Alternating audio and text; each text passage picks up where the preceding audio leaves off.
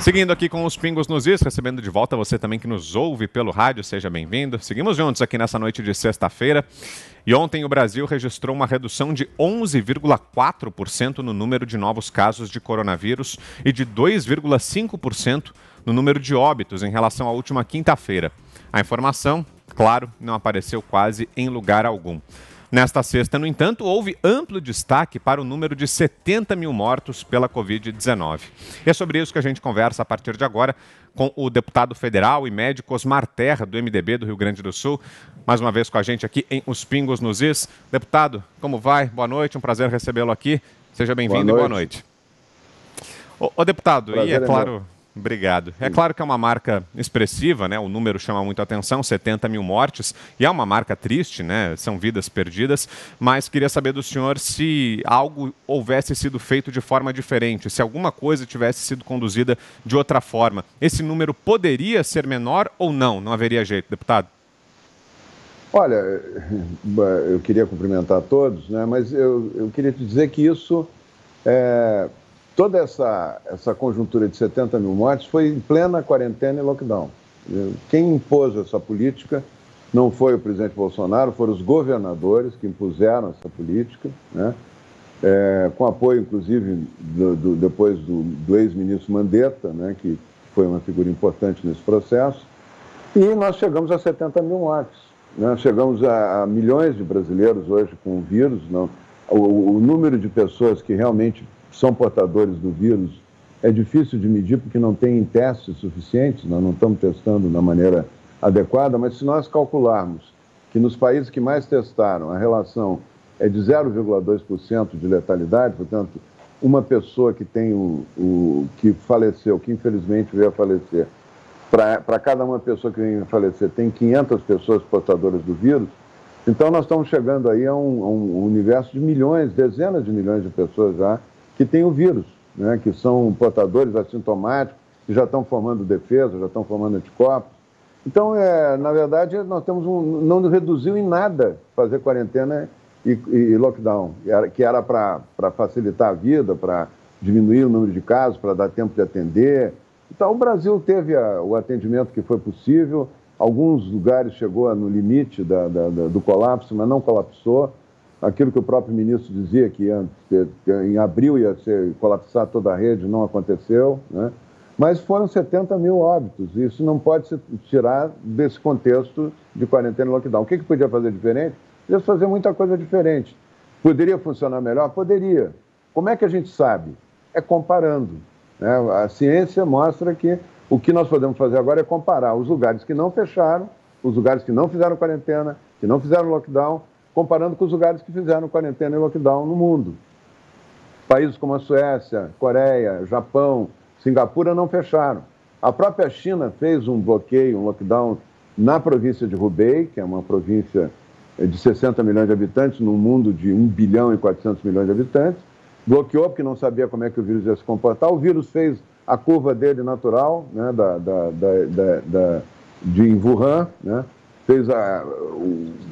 Em 11 semanas ele cumpriu toda a curva, sobe e desce. Todos os vírus, todas as epidemias virais sobem, aumenta o número de casos, chega num pico quando atinge a metade das pessoas com suscetíveis, né? E aí o vírus precisa contaminar muita gente, ele precisa se expandir numa progressão muito grande, geométrica, para poder sobreviver. Quando ele começa a ter dificuldade de contaminar, porque muita gente já tem anticorpos, ele começa a cair, né? E diminui e termina. É assim que terminam as epidemias virais, né? A curva de Wuhan foi essa aqui, ó. Isso aqui foi igual, é uma curva muito parecida com a curva da gripe espanhola, de todas as epidemias. Dá para prever como é que a epidemia chega no pico, cai. No Brasil nós já passamos, no total do Brasil nós já passamos do pico no final de abril, início de maio. Deputado? Né? Então, sim. Deixa eu passar aqui para o José Maria Trindade, ele lhe fará a próxima pergunta. Você, Zé? Pois não. Pois é, deputado, o senhor esteve em Wuhan no momento em que o vírus já estava circulando por lá e ninguém sabia, né? Se não me engano, para a Olimpíada Militar, eu me lembro que o senhor esteve lá. E o senhor falava exatamente aí desta nova invenção que é a quarentena. Acho que lockdown e quarentena não pioram a situação, mas também o resultado final não muda muito. A gente vê, por exemplo, aqui em Brasília, o governador jogando a toalha, dizendo que não há mais, ninguém consegue mais colocar as pessoas dentro de casa porque sabem, não adianta, o vírus acaba entrando. Mas, assim, hoje já dá para ter um retrato do que seria melhor, deputado? Todo mundo vamos para o vírus? Seria mais ou menos isso? Não, em nenhum momento se defendeu que vamos para o vírus. Eu já tive a oportunidade de falar aqui no programa, eu tive experiências de coordenar enfrentamento à epidemia, a pandemia do H1N1, nós nunca fechamos. O que nós fizemos foi fazer os protocolos de cuidados para funcionar as lojas, para funcionar supermercado, para funcionar a indústria, escola. As escolas nunca deviam ter fechado, né? Não há prova, nem o CDC, que é um grande centro de pesquisa dos Estados Unidos de doenças infecciosas, propõe fechamento de escola, né? A escola nunca devia ter sido fechada. As crianças, no H1N1 nós chegamos a fechar, em plena epidemia nós reabrimos, porque a gente viu que as crianças se contaminavam mais fora da escola que dentro da escola, né?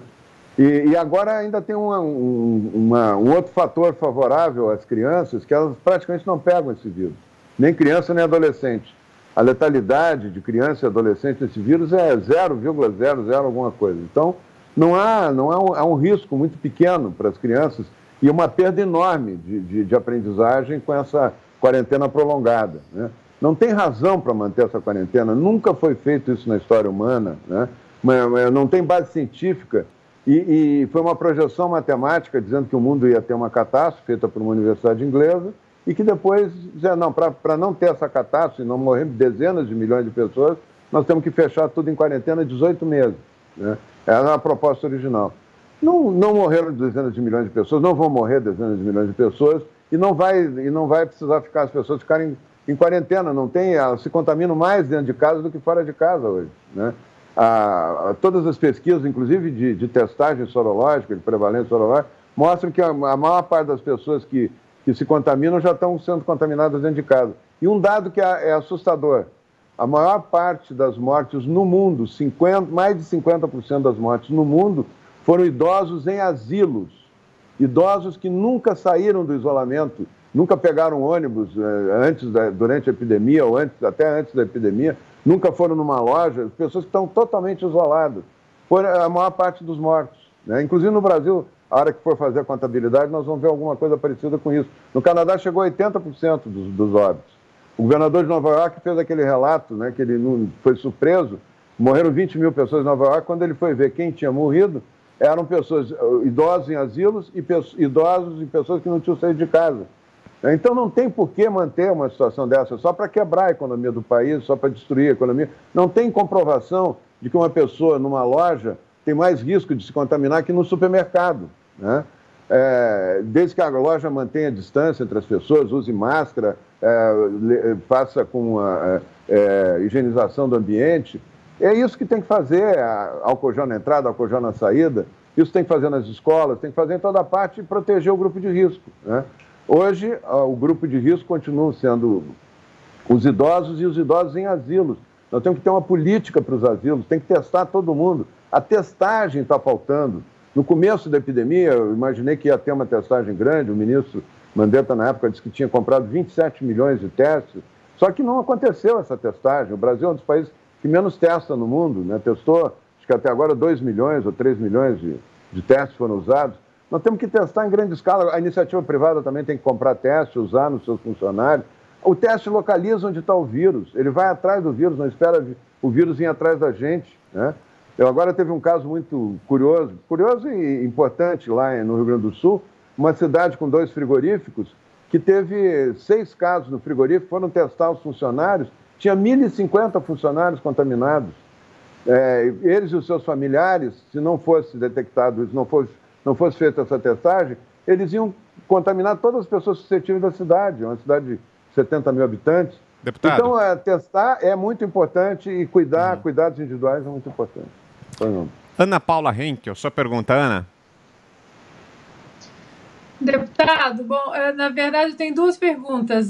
Uma, eu não sei se o senhor viu que aqui no Centro Médico do Texas, em Houston, eles descobriram já uma mutação do vírus, O vírus agora ele está mais contagioso, ou seja, aquela coroa dele, né, a corona, ela agarra mais rapidamente, né, no corpo, ali na célula do hospedeiro, mas está menos letal.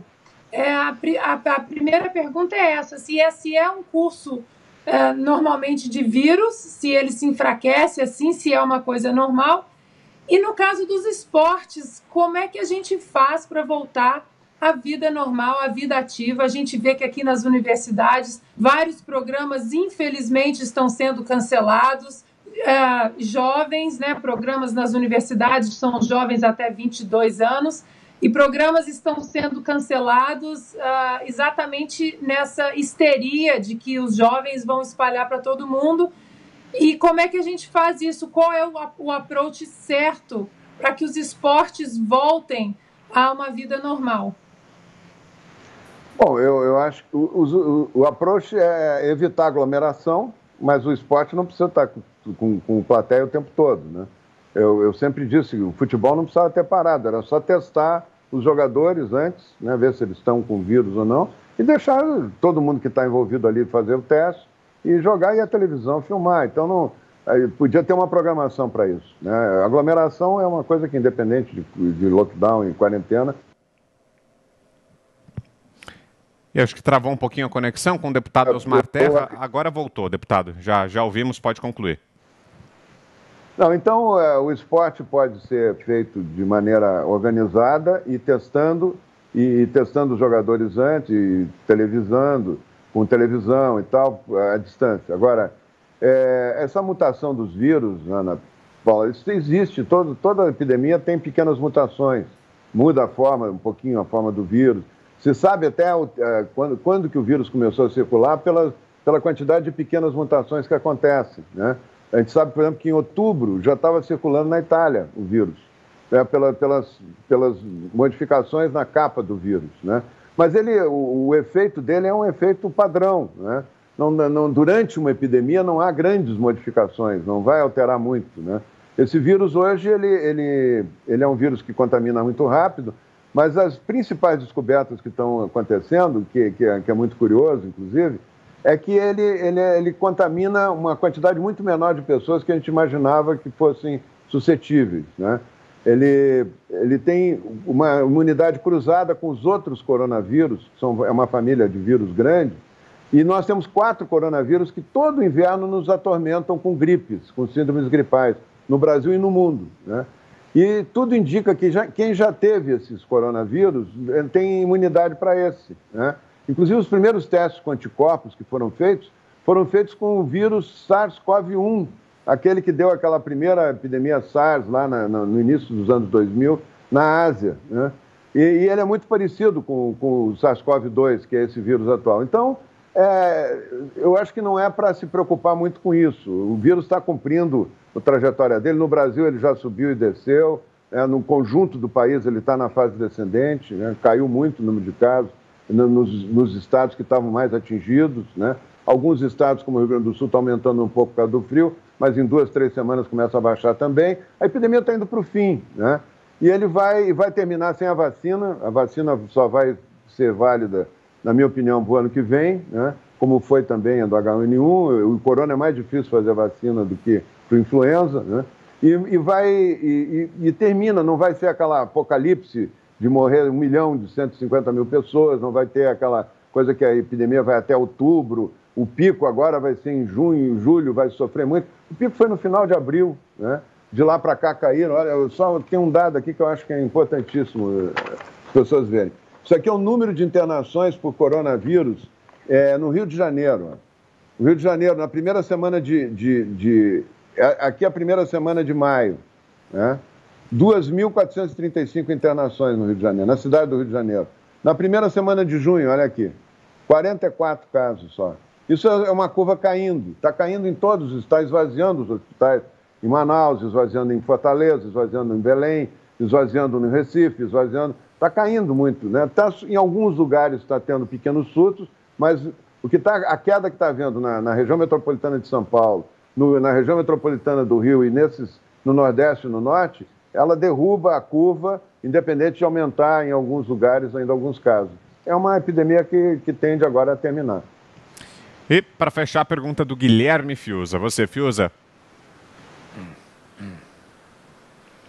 Deputado Osmar Terra, o senhor citou o Rio Grande do Sul, que é a sua terra, inclusive, onde está havendo, né, por conta do frio, aí uma certa expansão aí da epidemia. Mas caímos naquele dilema, né? Aí o governador aparentemente resolve agravar o lockdown como resposta à epidemia. O que nós estamos constatando, o senhor já explicou de forma bastante didática, é que trancar todo mundo em casa não resolve, né? Nem aquelas teses, não, vamos preservar a rede hospitalar. Não, os dados de Nova York, o senhor também já citou, são eloquentes, né? Altíssimo nível de contágio dentro de casa, porque você simplesmente não deteve a circulação completamente. Então, sempre vai haver a circulação. A pergunta é, como está essa situação no Rio Grande do Sul? Eu sei que a classe empresarial reagiu fortemente, porque nós temos dados alarmantes sobre pessoas morrendo de fome no mundo todo este ano, não é uma projeção, e evidentemente que os empreendedores, os empresários do Rio Grande do Sul estão reagindo. Como está essa situação, deputado Osmar Terra? E aqui o senhor atribui esse tipo de conduta do governador do Rio Grande do Sul, e como tem sido em alguns outros estados, governadores, prefeitos, sempre que há uma ameaça de retomada, de expansão da epidemia, tranca todo mundo. Quem é que vai continuar acreditando nisso, deputado? O senhor ficou 100 dias praticamente em quarentena, em lockdown, inclusive radical, né? E não adiantou nada, né? Porque não tinha vírus, o vírus circulou pouco lá, né? O vírus não circula igual em toda parte, né? Ele se concentrou nas rotas, nos lugares que tinham voos de turismo e de comércio com a Europa, né? Que o Rio Grande do Sul não tem voos diretos com a Itália, né? Com a China, a Zona Franca de Manaus, o comércio, isso aí concentrou a epidemia aí. Então, no sul e centro-oeste, a circulação foi pequena, agora no inverno está aumentando um pouco. Mas não tem nada a ver com a flexibilização que o governador... Os governadores entraram numa canoa furada, né? Os governadores entraram, acreditaram, pegaram carona no medo, a população sendo apavorada diariamente pela televisão, né? Alguns canais de televisão assustando, medo, tratando a população como se fosse todo mundo menor de idade, que precisa ser assustado para ser controlado, né? Então, isso é um absurdo que aconteceu no Brasil. Isso nunca foi feito na história, né?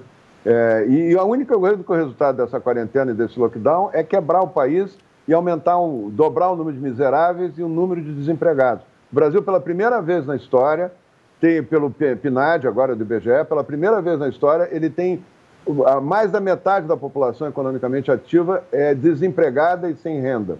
Se não fosse essa mesada do presidente Bolsonaro, esses R$600, agora que foram aumentados por mais 2 meses, por uma decisão dele, com apoio do Congresso, naturalmente, né, nós teríamos a fome absoluta aí, a maioria da população brasileira. Mas o que acontece no Rio Grande do Sul? O governador ele criou uma armadilha, ele não consegue sair. Quem defende a quarentena não consegue sair, porque qualquer aumento de casos fecha tudo. Abre um pouquinho, fecha tudo. Isso é muito pior do que abrir e não fechar, sei lá, entendeu? Não tem como ficar fazendo esse movimento que aí termina de destruir o resto dos pequenos empreendimentos, das pessoas que têm economia. O que acontece no Rio Grande do Sul é isso aqui, ó. Essas linhas aqui que vocês estão vendo, são linhas, cada linha dessa é um ano. É o curso das epidemias virais no inverno. Olha como é que aumenta a partir de maio, sobe e depois cai. Ele sobe e cai, né? Aumenta muito, nós estamos no pico aqui dessas epidemias virais que acontecem mais ou menos nessa época do ano, né? Elas acontecem nessa época do ano, todos os anos, isso aqui é 2015, 2016, 2017, 2018, é isso que aumenta a ocupação dos leitos, não é a flexibilização, as pessoas saírem para comprar. Você acha que a pessoa sair para comprar numa loja tem mais risco do que ela sair para ir no supermercado?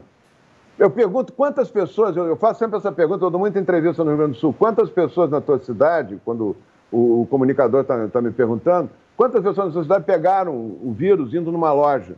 Não tem. Né? Quantas pessoas pegaram o vírus?